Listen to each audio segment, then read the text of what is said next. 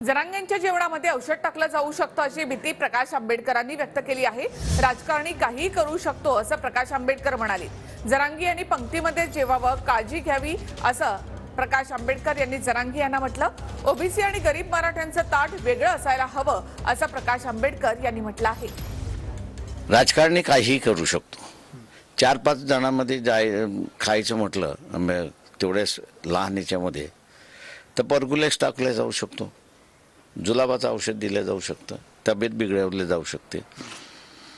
आणि म्हणून ते प्रिकॉशन घेण्याच्या दृष्टिकोनातून मी असं म्हटलं की त्यांना जुलाब लागू नये